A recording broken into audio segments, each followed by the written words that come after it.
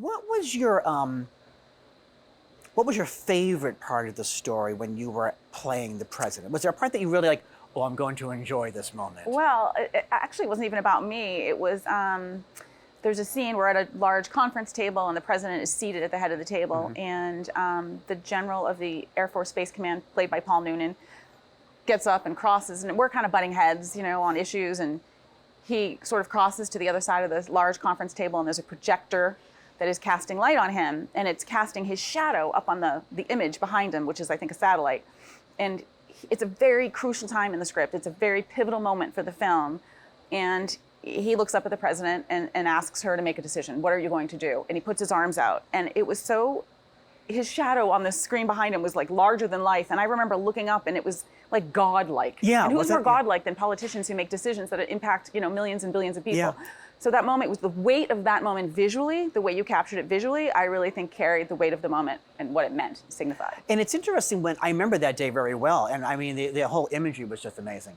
And I think it happened almost by accident, because I think he walked in front of it. And that's what happened. And that was just brilliant. And then I remember right after that, you gave your speech.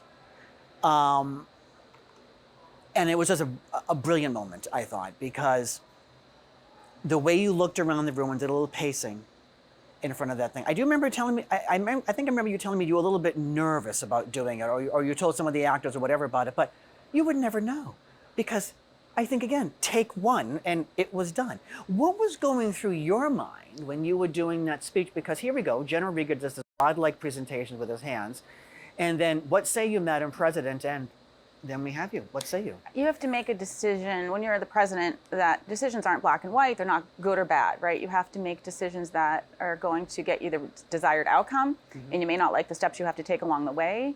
You have to do the most good for the most amount of people and hurt the least amount of people. So there's a lot that she's processing, that she's taking in the moment and hearing. And I think, you totally didn't ask me this question in the... You're doing great. You're doing great. No, it's fun. No, this is fun. That's right. And even Dan's laughing, Everyone's laughing. Okay. Do you want me to keep going? No, keep going. No, absolutely, yeah. Like this is editable. Yeah. So it's, in that moment, she is deciding about signing this agreement that General Rieger has put in front of her. And that... You mean this one here? That one there. Operation Troy, so Madam this President. Operation Troy represents exactly what I was talking about. It's kind of like playing poker. You have to figure out how much information you're willing to give. Are you going to bluff? How much you want information from them? And this was a means to an end for her, something maybe she didn't necessarily want to do in the moment, but you do it for the end result. And you did it. I love that part of the scene where you were signing Operation Troy. We actually have your letter in there too. And I like what you did with that. I mean, that was you. That was me signing a piece of paper, but that was you with the music and the weight of the moment, and there was no dialogue for an extended period of time to really show the weight of that moment, and I think it was captured by you. It was when we were doing the editing side of it, I remember talking to Dan about that. I said to him, if we may do this like in slow motion, kind of capture the whole thing, and then we add some popular classical music behind it, because that came from... There was a science fiction series I used to watch, you sent me this, Space 1999. I can't remember the actual name of the classical music we used, but it's pretty popular. And it usually has those moments built on, the signing and everything. As actors, we tend to learn something new about ourselves, about the process when we're doing a film or not that. Is there anything in particular you learned or discovered about yourself or the character when you were doing this film? Yeah, I think as an actor, you have a filter, and all things that are being said to you and all the information you're receiving in a scene goes through that filter, and that filter is made up of your strengths and your weaknesses and your desires and your fears, your past experience, and it lands on you truthfully in the moment, and then you speak or you act based on that.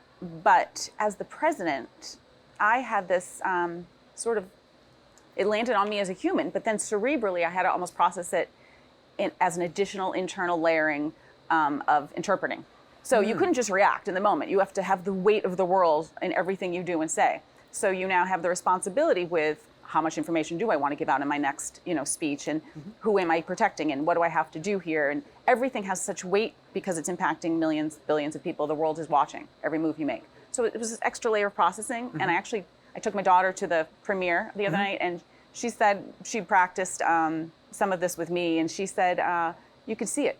She said, I could see you thinking, taking in and internalizing, and you can't react as an individual. You need to go that extra level of processing internally. Yeah, you could see that before you were like, answering important questions put to you by the general or Cedric or other observations of the other character.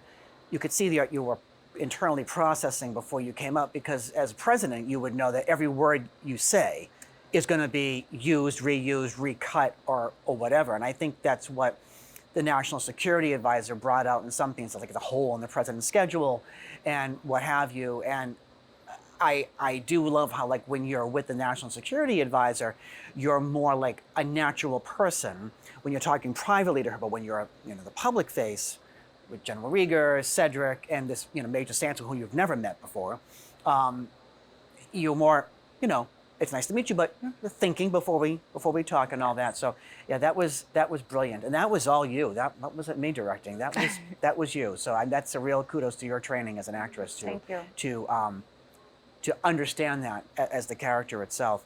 I mean, because I'll go back into all the crew remarked to me how natural you were in this part. They were doing this as we were filming along, and you truly seemed like the president.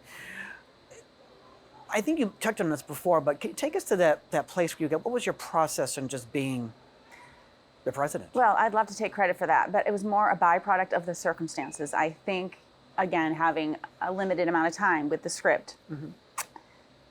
As an actor, you want things to land on you spontaneously, and you want to live in the moment. And usually you do that by really diving into a script and understanding all the things that are going to be said to you. And there's going to be trigger words, and you're going to emote this, and you're going to feel that, and you're going to think this.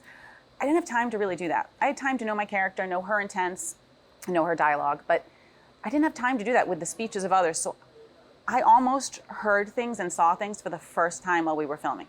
So kind of bypassed all the in-between and actually had it land truthfully on me in the moment. And I didn't prepare any reactions or physical reactions. I let the first take me there. And then I had to recall that, of course, for all subsequent takes for continuity's sake. But I remembered not saying I was going to turn here and pace here and think this and pause here. I let it all happen naturally. So again, I can't even take credit for that. That's just lack of time. No, that's brilliant. It's almost like having a distraction in your personal life helped you with your character. Well, I had to embrace really listening, which all actors should do anyway, and living in the moment, which is our end goal. But I really had to practice that on set. And I was going through a stressful time in my life, and I had anxiety right there at my fingertips. So I was able to redirect that energy into my character, who was, going through a stressful time, and kind of use that for that too. So I think that was also like right there, and I was able to reach that part. Well, I can say the way you just articulated it was brilliant. I hope other actors. I mean, that really was quite brilliant.